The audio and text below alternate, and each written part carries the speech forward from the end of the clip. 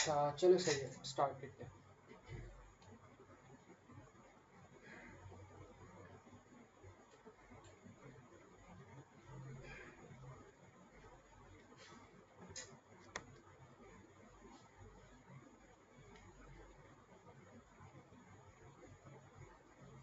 अच्छा, इसमें अगर हम देखें ना, सबसे पहले यहाँ पे हमारे पास आता है क्वेश्चन नंबर 8।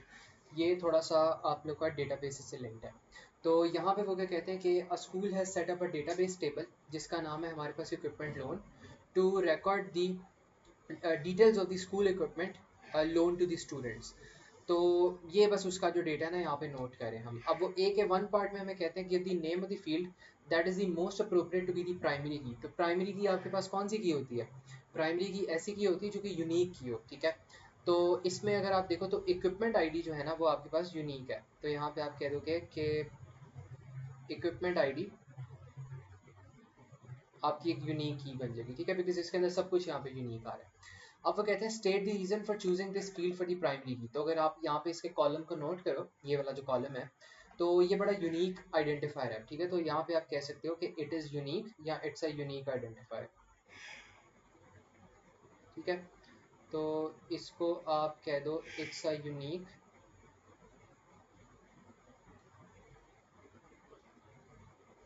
आइडेंटिफायर, ठीक है। तो ये इसकी रीज़न हो जाएगी। अब वो क्या कहते हैं बी पार्ट में, complete the structured query language SQL statement to list the equipment not return. The list must contain only the descriptions and the students names. तो वो कह रहा है कि आपने एक एसक्यूएल लिखनी है, कोड लिखना है जो कि क्या करेगा, जो कि लिस्ट करेगा इक्विपमेंट जो कि रिटर्न नहीं हो रही। तो इक्विपमेंट है कहाँ पे? इक्विपमेंट आपने ये वाली बतानी है जो कि रिटर्न नहीं होगी, मतलब जिसके अंदर नो नो आ रहा हो। तो जौन सी इक्विपमेंट रिटर्न नहीं ना हुई ना, जिसके अंदर मतलब नो आ रहा है और नो आ रहा है, वो आपने रिटर्न करना है। और वो कहता है the list must only contain the description and student names. तो डिस्क्रिप्शन और स्टूडेंट नेम आपने सेलेक्ट करने हैं। तो सेलेक्ट आप क्या करोगे? सेलेक्ट आप करोगे डिस्क्रिप्शन। डिस्क्रिप्शन उन्होंने किस तरह लिखा है ऊपर, ये पूरा लिखा हुआ है डिस्क्रिप्शन। तो यहाँ पे आप कह दो सेलेक्ट डिस्क्रिप्शन। सबसे पहले आपके पास आ जाएगा सेलेक्ट डिस्क्रिप्शन, और फिर आपके पास यहाँ पर आएगा नेम। और आपने कहाँ से सेलेक्ट करना है? आपने इसको सेलेक्ट करना है फ्रॉम दिस टेबल। इस टेबल का नाम क्या है? इस टेबल का नाम है इक्विपमेंट लोन। तो फ्रॉम के बाद हमेशा टेबल का नाम आता है जहाँ से अपना डेटा निकाल रहे हो। तो यहाँ से आपके पास हो जाएगा इक्विपमेंट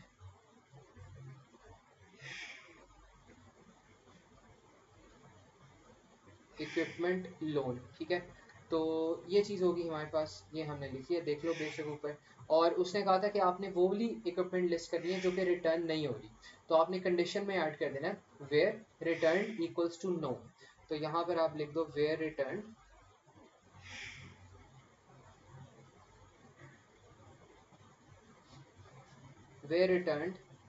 इक्वल्स टू नो, ठीक है। तो ये आपका 3 नंबर का क्वेश्चन हो जाएगा। और इसमें एक ट्रिक आपने ये याद रखनी है कि जो चीज़ें आपने सेलेक्ट करनी होती है या जो चीज़ें आपने डिस्प्ले करनी होती है, वो आपके पास सेलेक्ट के बाद आप लिखते हो। और जिस टेबल से आपने सेलेक्ट करनी होती है उस टेबल का नाम आपके पास फ्रॉम के बाद आता है, ठीक है। फिर आपने यहाँ पे रिटर्न के अंदर आपने यहाँ पे लिख देना है जो भी मतलब आपके पास अप्रोप्रिएट वैल्यू आ रही है, तो वो रिटर्न के अंदर लिख दो, ठीक है। तो this is how it all works. और इसके बाद अब आपके पास आ जाता है क्वेश्चन नंबर 9। ये मेरे ख्याल में आपके पास ना स्ट्रिंग हैंडलिंग के ऊपर है थोड़ा सा बेस्ड। तो इसको भी हम देख लेते हैं। अच्छा, इसमें वो क्या कहते हैं, इसमें वो कहते हैं दी वेरिएबल्स, आपके पास कुछ यहाँ पे वेरिएबल्स हैं।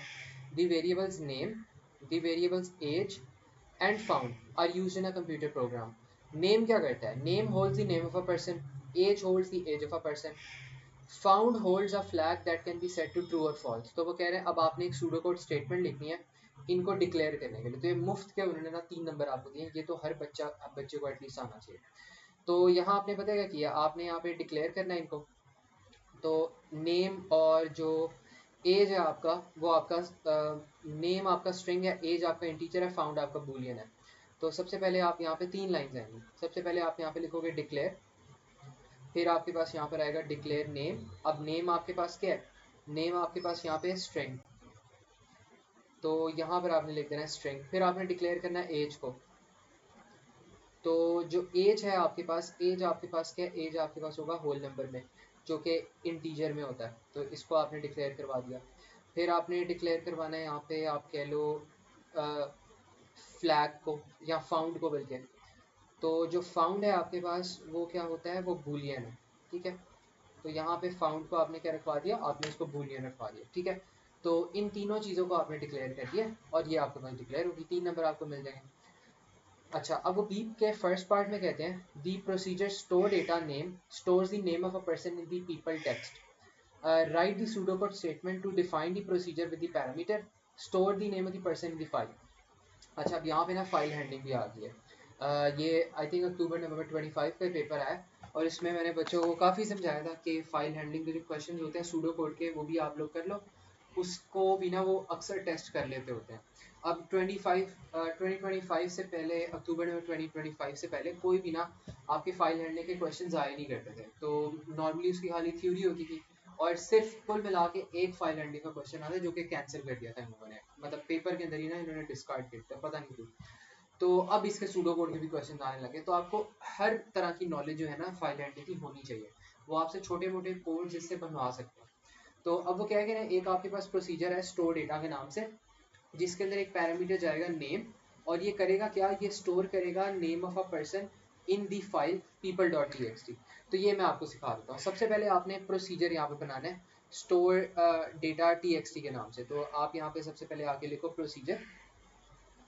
तो अगर आपने प्रोसीजर को बनाना है तो सबसे पहले आप यहाँ पे लिखोगे प्रोसीजर कैपिटलाइज फॉर्म में, फिर आपके पास आएगा प्रोसीजर का नाम। प्रोसीजर का नाम आपके पास क्या है, प्रोसीजर का नाम आपके पास है स्टोर डेटा, और इसके अंदर ना आपके पास आएगा एक इंटीजर नेम। तो यहाँ पे आप लिख दो, आपके पास आ रहा है नेम, ठीक है। और ये प्रोसीजर करेगा क्या, ये जो नेम आपके पास आ रहा है ना इस बंदे का, ये स्टोर करेगा फाइल के अंदर। तो अगर फाइल के अंदर आपने डेटा को रखवाना है तो सबसे पहले आपको फाइल को ओपन करना पड़ेगा। अब फाइल को अगर आपने ओपन करना है ना, तो उसकी कमांड आपके पास ये होती है, ये देख लेना। आपने यहाँ पे यूज़ करना है सबसे पहले ओपन फाइल, ठीक है। फिर जिस फाइल को ओपन करना है उसका नाम, फाइल का नाम क्या था, people.txt। तो यहाँ पे आपने people.txt ओपन करना है और आपने क्या करना है, आपने फाइल के अंदर डेटा लिखवाना है। तो आप यहाँ पे लिख दोगे ओपन फाइल और यहाँ पर आगे लिख दो फॉर राइट, ठीक है। तो यहाँ पर आपके पास आ जाएगा फॉर राइट, बिकॉज आपने राइट करने के लिए इसके अंदर लिखवाना है। तो आपने लिखा open file people.txt and then for write. अब आपने क्या करना है, ये नेम इसके अंदर रखवाना है। तो अगर नेम रखवाना है तो उसके लिए एक और कमांड आती है राइट फाइल। तो उसके लिए आप यहाँ पे यूज करो राइट फाइल, और फिर आपके पास आएगा फाइल का नाम। फाइल का नाम क्या है, people.txt, और फिर कॉमा डालो। कॉमा डाल के जो चीज़ इसके अंदर रखवानी है वो आ जाएगी। तो आपने क्या रखवाना था, आपने नेम इसके अंदर रखवाना था। तो यहाँ पर आपके पास नेम वाला वेरिएबल आ जाएगा, तो इसके अंदर खुद ही राइट हो जाएगा ऑटोमेटिकली, ठीक है। तो ये काम आपने करना है। अब राइट करवाने के बाद आपने फाइनली क्या करना है, फाइल को क्लोज करना है। तो यहाँ पर आप लिख दो क्लोज फाइल, और यहाँ पर क्लोज फाइल के बाद इसका नाम आ जाएगा, जो कि इसका नाम होगा people.txt, ठीक है। तो लिटरली ये कोड आपने लिखना था। और इसके बाद अब आपने क्या करना है, आपने अपने प्रोसीजर को क्लोज करना है। तो प्रोसीजर की स्टार्टिंग ये थी और प्रोसीजर की जो एंडिंग है वो आपके पास ऐसे करके हो जाएगी, ठीक है। तो ये आपका 5 नंबर का कोड है, आई थिंक इसके अंदर 5 लाइंस एग्जैक्ट आ रही है, तो उनको चाहिए भी ये वाली लाइन्स थी। तो आपने सबसे पहले प्रोसीजर बनाया, प्रोसीजर का नाम स्टोर डेटा था, उसके अंदर एक पैरामीटर आ रहा है नेम।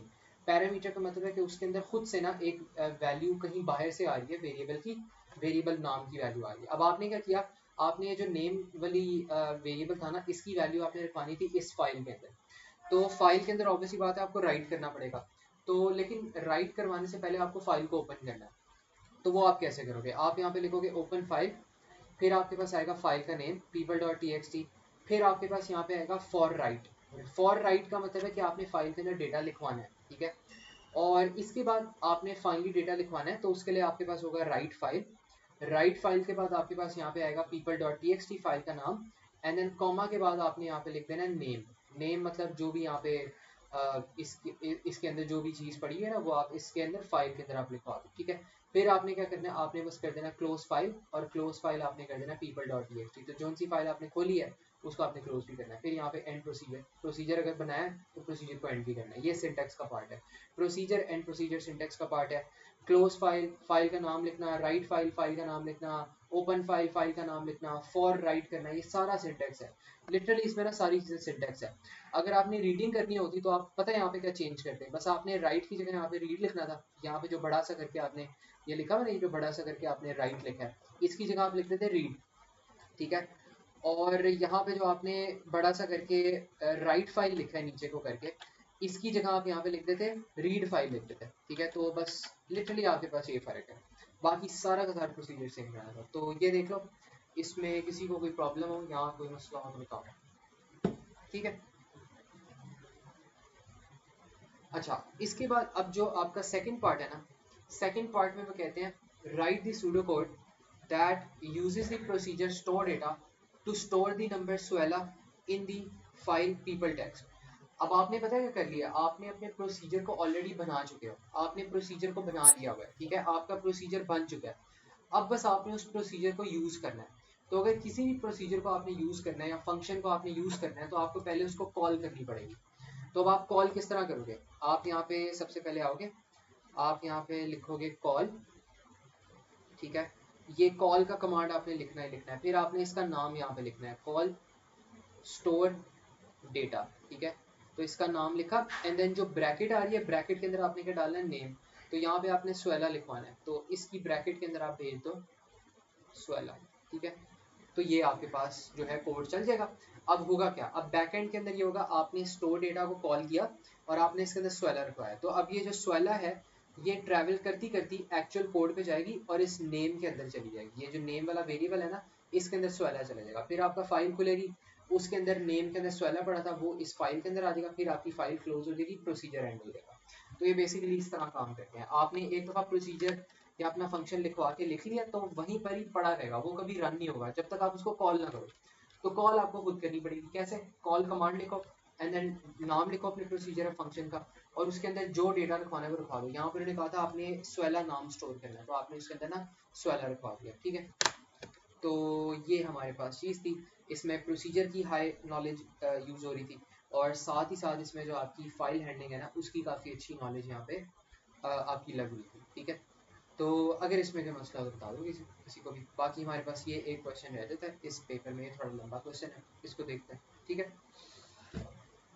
अच्छा, अब क्वेश्चन नंबर जो 10 है ना, इस पे थोड़ा सा हमारा टाइम लगने वाला है। इसमें वो कहते हैं कि आपके पास एक number game has two players. तो वो कहते हैं एक नंबर की आपके पास गेम है, और इस नंबर वाली गेम के अंदर ना आपके पास दो प्लेयर्स हैं। Random whole numbers are generated for each player. तो आपने ना रैंडम नंबर जनरेट करने हैं हर बंदे के लिए, हर प्लेयर के लिए, हर बंदे के लिए आपने रैंडम नंबर जनरेट करने हैं। The numbers are compared and players are given points based on the result of the comparison.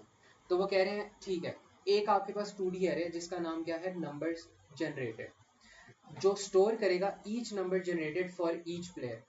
The first dimension stores the player number and the second dimension stores the uh, whole number generated. अब इस second dimension और first dimension का पता है क्या मतलब है? first dimension का मतलब है first column, तो इसमें आप लिख दो, ये आपके पास होता है first column, और जो ये है ये आपके पास होगा सेकेंड कॉलम होगा, ठीक है। तो ये इनका मतलब है। तो वो कह रहे हैं जो एरे का, इस 2D एरे का पहला कॉलम है, वो स्टोर करता है आपके पास पहले प्लेयर के सारे नंबर्स, और जो सेकंड कॉलम है वो स्टोर करेगा random number generated for the second player. अब वो कह रहे हैं the game is played as following: 100 random whole numbers between 1 and 6 inclusive are generated for player 1 and stored in the array. फिर 100 random whole numbers between 1 and 6 inclusive are generated for player number 2 and stored in the array. The first number generated for each player is compared and the player with the higher number is awarded 2 points. If the two numbers are same, both players are awarded 1 point. The comparison is repeated for all 100 numbers generated. अच्छा, तो अब इसके अंदर हम कर गए हैं, इसके अंदर ना हमारे पास दो बंदों की गेम है, और आपके पास एक 2D एरे जिसका नाम है नंबर जनरेटेड। अब आप करते क्या हो, इस 2D एरे के जो पहला कॉलम है ना, उसके अंदर आप सारे जो रैंडम नंबर्स फर्स्ट प्लेयर के लिए जनरेट आपने किया ना, आप वो इसके अंदर स्टोर करोगे। और जो सेकंड कॉलम है, सेकंड कॉलम क्या करता है इसका, इसका सेकंड कॉलम स्टोर करता है सारे रैंडम नंबर जो आपने सेकंड प्लेयर के लिए जनरेट किए हैं।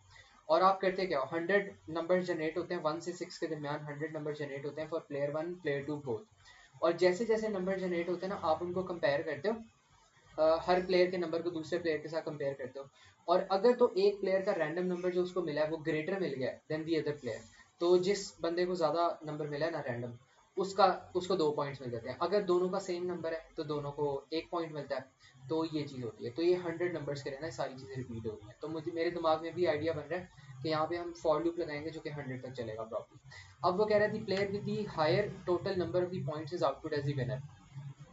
If the player has the same total number of the points, a new random whole number is generated for each player and compared. अच्छा, यहाँ पे ना उन्होंने थोड़ी सी एकदम से कॉम्प्लिकेटेड कर दी चीज़।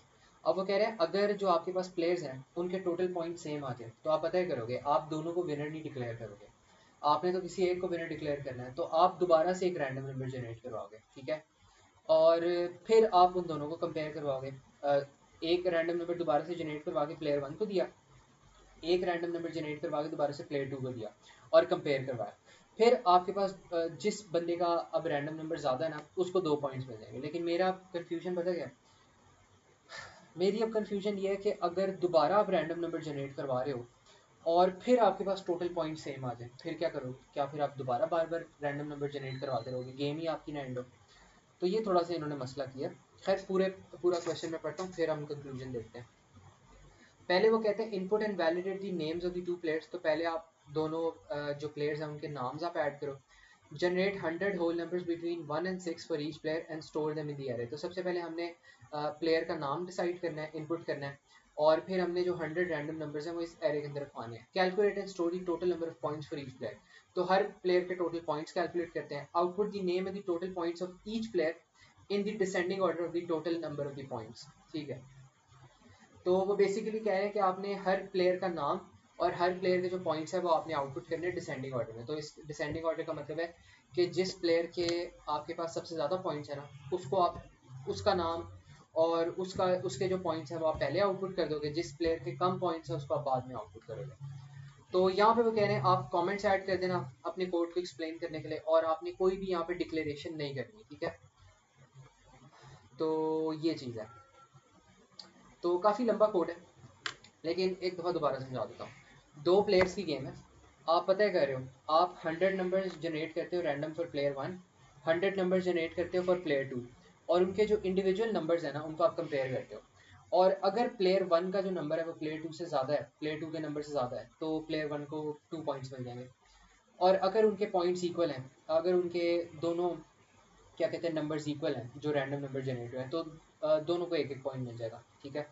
और अगर आपके पास टोटल पॉइंट्स जो हैं at the end of the game, total points अगर दोनों प्लेयर्स के सेम आ रहे हो, तो आप दोबारा से एक रैंडम नंबर जनरेट करवाओगे, और जिस प्लेयर का फिर ग्रेटर रैंडम नंबर आया ना उस बारी में, एक एक्स्ट्रा बारी में, उसके वो फिर विनर डिक्लेयर हो जाएगा, ठीक है। तो इस तरह करना है। तो ये मुझे बताओ कोड की थोड़ी सी सेंस बन रही है कि नहीं, इसमें कोई कन्फ्यूजन हो थोड़ा सा कॉन्सेप्चुअल वाइज मुझे बताओ कि कोड की सेंस बनती है कि नहीं, इसमें किसी को कोई मसला कोई प्रॉब्लम हो? अब्दुल्ला, अली, अफान,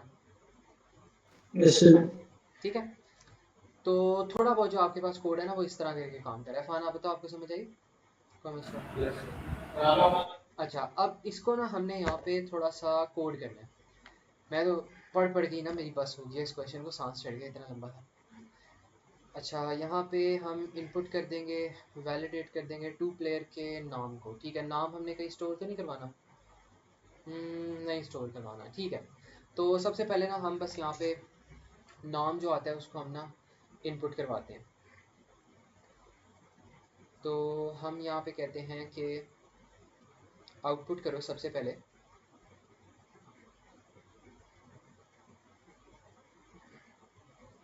यहाँ पर आपके पास आएगा एंटर P1 नेम। मैंने यहाँ पे P1 लिखा है, आपने प्लेयर 1 लिखना है, तो ये चीज़ होगी। और इसके नीचे आप यहाँ पे कह दो इनपुट P1 के अंदर ना बल्कि इसको कह दो P1 नेम कह दो। P1 नेम के अंदर आपका इस बंदे का नाम पड़ा हुआ है। फिर आप यहाँ पे आउटपुट करोगे एंटर P2 नेम,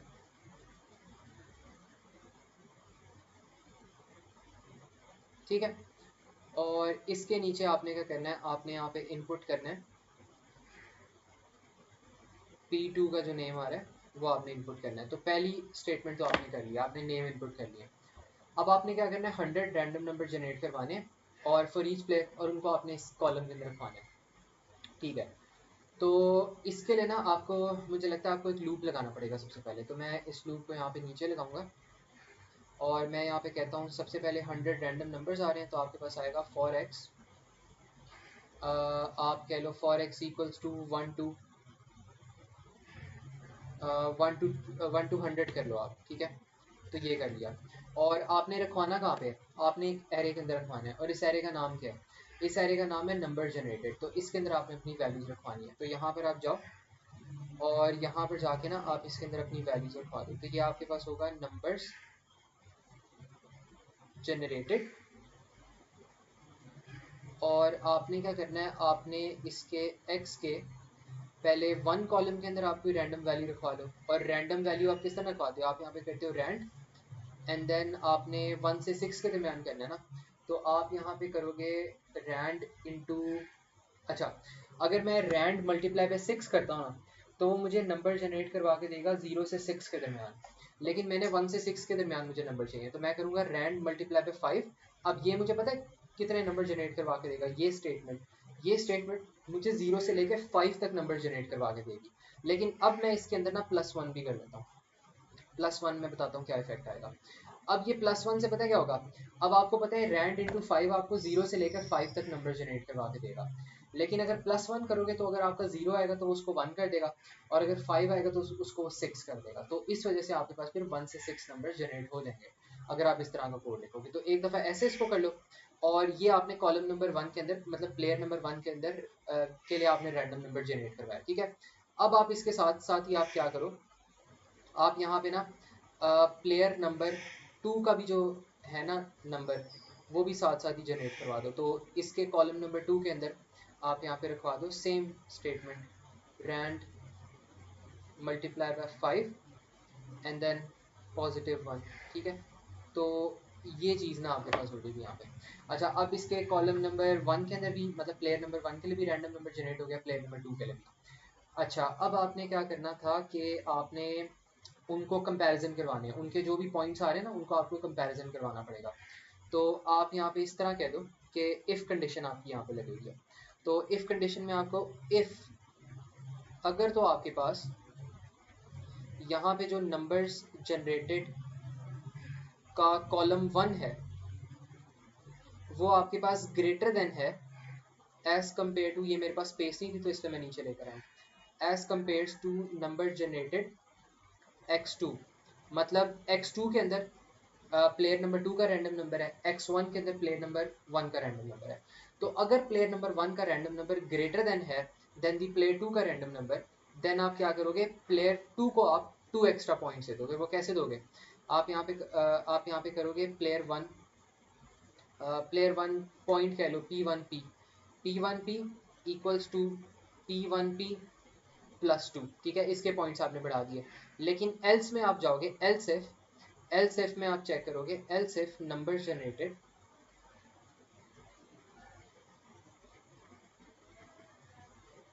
अगर तो आपके पास पहले प्लेयर के जो पॉइंट्स हैं वो लेस देन है, तो इस केस में आप क्या करोगे, इस केस में हम देखते हैं।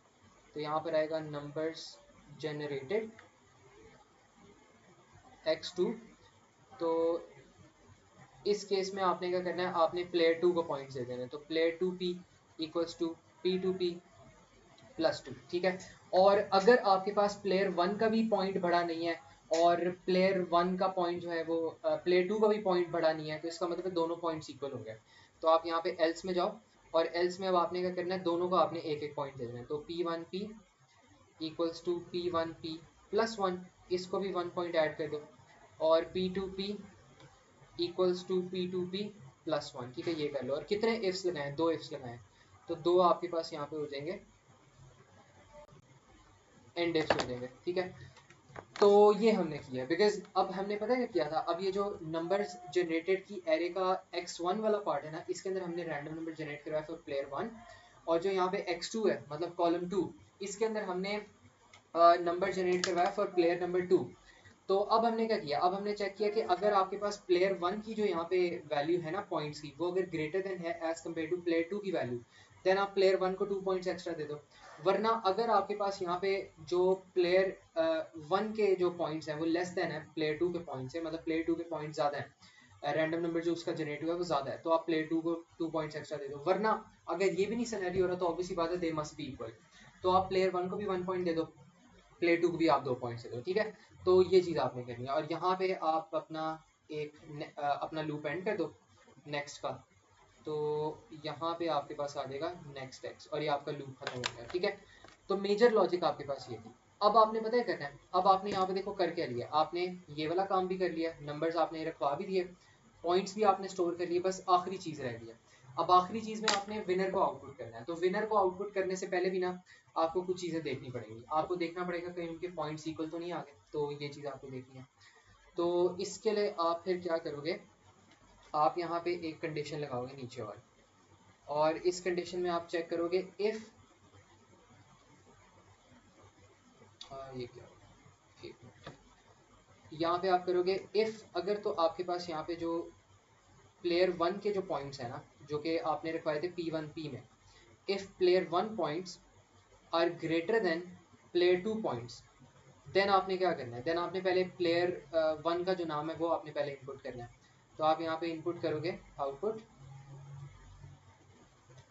प्लेयर 1 का नाम आएगा जो कि आपके पास था P1 नेम, ठीक है, P1 नेम, और फिर इसके पॉइंट्स भी आप साथ साथ आउटपुट कर दो। तो इसके पॉइंट्स आपके पास क्या थे P1P, तो ये आपने आउटपुट कर दिया इसके पॉइंट्स, ठीक है। तो यहाँ पर आप लिख दो P1P, ठीक है। और इसके बाद आप यहाँ पे लिख देना प्लेयर 2 का नाम, क्योंकि अगर प्लेयर 1 के पॉइंट ज़्यादा हैं तो पहले प्लेयर 1 का नाम आएगा जिसके सबसे ज़्यादा आपके पास पॉइंट्स हैं, फिर आपके पास प्लेयर 2 का नाम आएगा। तो यहाँ पे आपने लिखा आउटपुट, एंड इसके बाद आपके पास यहाँ पर आएगा P2 नेम, और यहाँ पर आपके पास आएगा P2P, यहाँ पे आउटपुट भी लिख लो, ठीक है।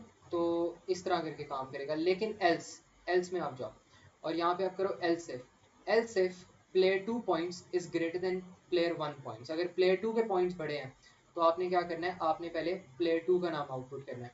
तो आप यहाँ पे आउटपुट करो प्लेयर 2 का नाम, एंड देन प्लेयर 2 के जो पॉइंट्स है वो आउटपुट करो। फिर आप एंड में क्या करोगे, एंड में आप आउटपुट करोगे प्लेयर 1 का नेम और प्लेयर 1 के पॉइंट्स, ठीक है। अच्छा, अब मसला आ रहा है, ये चीज़ तो कर ली, अब इसके बाद अगर आपके पास दोनों के पॉइंट्स इक्वल हैं फिर क्या करोगे, फिर आपने दोबारा एक रैंडम नंबर जनरेट करवाना, दोबारा से एक एक्स्ट्रा बारी खेलनी है आपने। तो उसमें आप फिर यहाँ पे आओ एल्स में, और इसके बाद आप पता है करोगे, आप यहाँ पे पहले आप कर लो, पहले नंबर्स आप ना जनरेट करवाओ। तो आप यहाँ पे करोगे इफ रैंड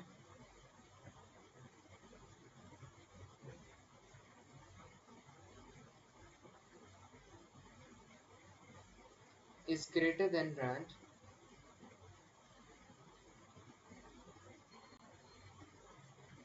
देन आपने क्या करना है, मेरे पास स्पेस नहीं है तो मैं देन यहाँ पे लिख रहा हूँ, देन आपने क्या करना है, आप कंसिडर कर लो जो पहला नंबर है वो प्लेयर 1 का है, दूसरा नंबर प्लेयर 2 का है। देन आप यहाँ पे आउटपुट कर दोगे प्लेयर 1 का पहले नाम। ये तो वैसे बड़ा अजीब ही वैसे ना कोड बन गया, if rand into 5 + 1 is greater than this, then output कर दो प्लेयर 1 का। एक मिनट,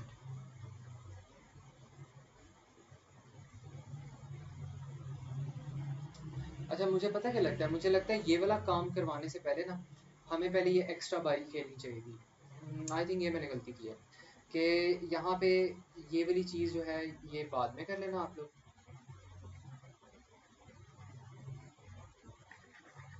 पहले ना आप यहाँ पे वो वाली चीज़ चेक कर लो, मैं इसको सेपरेटली यहाँ पे लिख रहा हूँ। सबसे पहले आप यहाँ पे ये करो, आप यहाँ पे चेक करो इफ़, पहले इक्वल कंडीशन चेक करो, अगर तो प्लेयर 1 के पॉइंट्स और जो प्लेयर 2 के पॉइंट्स है वो इक्वल हो गए, देन आपने पता है करना है, देन आपने यहाँ पे एक और एक्स्ट्रा वेरिएबल बना दो।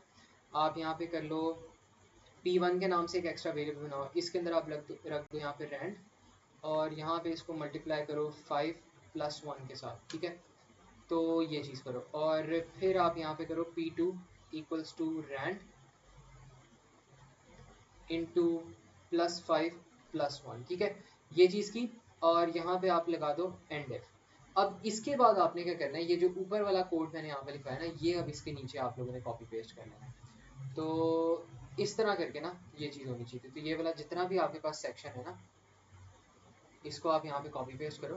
मैं इसको बता देता हूँ कि ये वाला जो सेक्शन है ये आपने नीचे की तरफ लेकर आना है, ठीक है। तो अब आप यहाँ पे इसको इसके बाद लेकर आ दो, ठीक है। तो ये चीज़ करनी है। तो यहाँ पे हमने किया पता है क्या, हमने यहाँ पे सबसे पहले चेक किया कि अगर प्लेयर 1 के जो पॉइंट्स आ रहे हैं वो प्लेयर 2 के पॉइंट्स के इक्वल्स टू हैं, देन हमने दोबारा से प्लेयर 1 के अंदर एक रैंडम वैल्यू रखवाई है और प्लेयर 2 के अंदर एक रैंडम वैल्यू रखवाई है। और हमने एक और भी यहाँ पे बल्कि ना काम करना है। आप इनके काम ये करो, बल्कि ये तो काफ़ी लंबा कोड हो रहा है मुझे लग रहा है। अभी एक और मुझे यहाँ पे ना चीज़ नज़र आ गई है जो हमें करनी पड़ेगी, क्योंकि उन्होंने कहा था जब आप नए पॉइंट्स निकालोगे ना तो आपको इनके जो काउंट की वैल्यू वो आपको दोबारा बढ़ानी पड़ेगी। तो देखो यहाँ पे उन्होंने क्या कहा, उन्होंने कहा if the players have the same number of points a new random number whole number is generated for each player and compare भी करना है उसको। This is repeated until one player has a higher number than the other player. तो मुझे लग रहा है यहाँ पे एरर हैंडलिंग करनी पड़ेगी वाइल लूप लगा के। 2 points are added to the player who plays total number of the points making this player the winner। अच्छा, यहाँ पे ना हमें वाइल लूप लगाना है। वैसे ये ना थोड़ा सा एम्बिगस क्वेश्चन है, बिकॉज इसमें बहुत ज़्यादा जगह मैंने खुद भी देखी हैं कि बहुत डिफरेंट तरीक़ों से आप लोग कर सकते हो, और मतलब काफ़ी कंफ्यूजिंग है। लाइक आई फील लाइक कि बच्चों को ना इसमें बहुत ज़्यादा कंफ्यूजन नहीं होगी, बिकॉज एक और जगह अगर मैं दिखाऊँ ना आप लोगों को यहाँ पे, तो हाँ इसमें ना ये आपके पास ये जो रेपिटेशन वाली चीज़ है ये काफ़ी दफ़ा कंपैरिजन हो रहा है यहाँ पे। तो ये थोड़ा सा आई फील लाइक जो क्वेश्चन है ना वो भी कंफ्यूजिंग है, लेकिन चलो हम करके देखते हैं to the best of our ability. और इसमें मुझे लगता है फिर आपके पास वो होना चाहिए, क्योंकि उसने कहा है आपने तब तक रिपीट करना है, तब तक रैंडम नंबर जनरेट करवाना है जब तक आपके पास एक प्लेयर के पॉइंट्स ज़्यादा ना हो जाए। तो आप यहाँ पे इफ़ कंडीशन लगाओ, और इफ़ कंडीशन के बाद हम क्या करते हैं, हम यहाँ पे ना एक लूप लगाते हैं। हम कहते हैं while P1 is equals to P2। जब तक आपके पास इनके रैंडम नंबर्स इक्वल आ रहे हैं ना तब तक आप नए रैंडम नंबर्स जनरेट करवाते रहो। तो ये मैंने एक लूप लगा दिया। गौर से समझना कि मैंने किया क्या। मैंने यहाँ पे पता है क्या किया है, मैंने यहाँ पे सबसे पहले कंडीशन यहाँ पे देखी है कि क्या आपके पास प्लेयर 1 के जो पॉइंट्स हैं वो प्लेयर 2 के पॉइंट्स के इक्वल्स टू हैं। अगर तो आपके पास प्लेयर 1 के पॉइंट्स प्लेयर 2 के पॉइंट्स के इक्वल्स टू हैं, देन आपने यहाँ पे कंडीशन लगाई है while P1 is equals to P2, P1 और P2 के अंदर रैंडम वैल्यू जनरेट करवाते रहो। तब तक करवाओ जब तक ये इक्वल्स आ रहे हैं, लेकिन ऐसे जैसे एक पॉइंट आए कि P1 और P2 नॉट इक्वल हो जाए, मतलब एक की वैल्यू ज़्यादा बढ़ जाए, तब आपने ये चीज़ स्टॉप कर देंगे, ठीक है। तो इसका मतलब है आपके पास एक पॉइंट बड़ा होगा एक पॉइंट छोटा होगा, और पहले इनको इनिशलाइज भी करवा लो P1 और P2 के जो रैंडम वैल्यूज हैं। आप इसके अंदर रखवा लो P1 के अंदर आप रखवा लो 0 रखवा लो, P2 के अंदर भी ना आप यहाँ पे 0 रखवा लो। तो ये वाला लूप आपका पहले चल जाएगा। अच्छा, अब ये चीज़ कर ली आपने, अब आपके पास answer is bound to be correct. लेकिन उससे भी पहले ना मुझे लग रहा है एक और काम करना पड़ेगा। P1 और P2 की वैल्यू आपको ना दोबारा छेड़नी पड़नी है। तो चलो कोई नहीं, कर लेते हैं। तो यहाँ पे आप करोगे, आप यहाँ पे एक चीज़ लगा दो, if P1 is greater than P2, then आपने क्या करना है, अगर ये जो प्लेयर 1 का एक्स्ट्रा रैंडम था वो प्लेयर 2 के एक्स्ट्रा रैंडम से ग्रेटर है, देन आपने क्या करना है, जो प्लेयर 1 का काउंट था ना P1P, उसके अंदर आप रखवा दो P1P is equals to P1P plus 2। Else आप क्या करोगे, एल्स आप प्लेयर 2 के काउंट के अंदर आप P2P प्लस 2 रखवा दोगे, ठीक है। तो ये काम आपने यहाँ पे करना है, एंड देन एंड इफ करना है। अब इस पॉइंट तक आपके पास प्लेयर 1 के जो पॉइंट्स है और प्लेयर 2 के जो पॉइंट्स है वो आपके पास अलग होने चाहिए। तो अब आप ना बिला विदाउट एनी हेजिटेशन आप ये वाला जो कोड है ये नीचे अब आप लगा सकते हो, यूज़ कर सकते हो। इसमें ये वाला पार्ट बस वो कर दो, डिस्कार्ड कर दो। इसको थोड़ा सा हम नीचे ले आते हैं। अभी ना मैं इसको दोबारा से एक और सिंपल फ्लो में ना आप लोगों को कोड दोबारा समझाऊंगा, बिकॉज आई फील लाइक काफ़ी कन्फ्यूजिंग हो गया। अच्छा, इसको आप कंटिन्यू करो, नीचे लेकर आओ लेकर आओ लेकर आओ, और यहाँ पे जो आ रहा है ना यहाँ पर आके इसको लिखवा दो, और यहाँ पे आपका कोड एंड होगा, ठीक है। तो अब मैं ना दोबारा आपको इस कोड को समझाता हूँ। सबसे पहले हमने क्या किया है, हमने यहाँ पे ना प्लेयर के जो प्लेयर 1 और प्लेयर 2 के जो नाम आ रहे हैं वो हमने एंटर करवाए हैं। तो सबसे पहले वो कहते हैं आउटपुट एंटर P1 का नेम, प्लेयर 1 का नेम एंटर करो। फिर आपने यहाँ पे ना प्लेयर 1 का जो नेम आ रहा है वो आपने यहाँ पे इनपुट करवा के इसके अंदर आपने रखवा दिया, ठीक है। फिर वो कहते हैं आउटपुट एंटर प्लेयर 2 नेम, तो आपने प्लेयर 2 का नाम भी इनपुट करवा दिया। अब आपने फॉर लूप लगाया फॉर एक्स इक्वल टू 1 से 100, और आपकी जो एरे है ना, एरे के कॉलम नंबर 1 के अंदर आपने 1 से 6 रैंडम नंबर जनरेट करवा के रखवाए हैं। हर दफ़ा जब ये स्टेटमेंट चलेगी ना तो आपके पास कोई रैंडम नंबर जनरेट होगा, न्यू रैंडम नंबर। फिर आपने नंबर जनरेटेड, ये वाली जो एरे है इसकी कॉलम 2 को आपने पकड़ा है और कॉलम 2 के अंदर भी आपने सेम चीज़ कर ली है। ये प्लेयर 1 के लिए नंबर्स आप रखवा रहे हो, ये प्लेयर 2 के लिए आप नंबर्स रखवा रहे हो। फिर आपने चेक किया कि जो प्लेयर 1 का जो नंबर है अगर वो प्लेयर 2 के नंबर से बड़ा है, देन प्लेयर 1 के जो पॉइंट्स है ना उनको आप इंक्रीज करके +2 कर दो। और अगर आपके पास जो प्लेयर 1 के पॉइंट्स, प्लेयर 1 का जो रैंडम नंबर है वो प्लेयर 2 के रैंडम नंबर से कम है, देन प्लेयर 2 को 2 पॉइंट्स असाइन कर दो। और अगर इन दोनों में से कोई स्टेटमेंट नहीं हो रही, देन ऑब्वियसली बात है दे मस्ट बी इक्वल, और अगर वो इक्वल है देन दोनों को एक एक पॉइंट दे दो, ठीक है।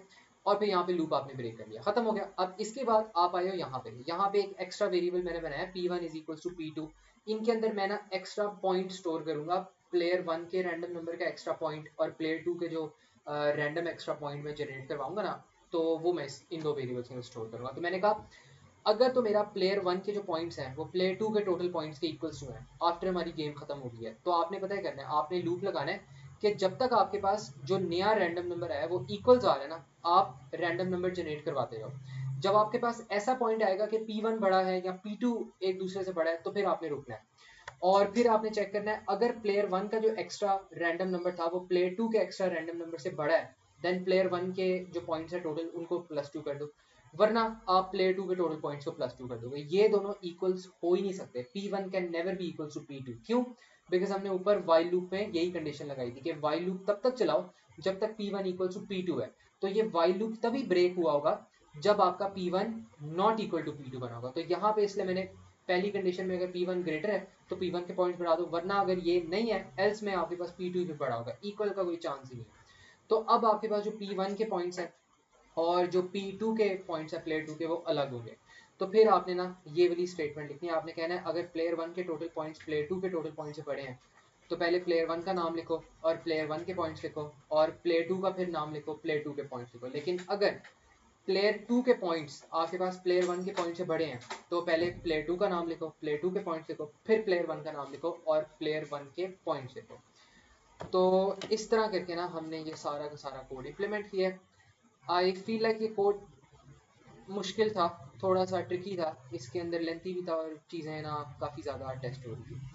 तो ये देख लो एक दफ़ा, और इसमें अगर किसी को भी कोई मसला है अभी भी या कोई प्रॉब्लम है तो मुझे बता दो।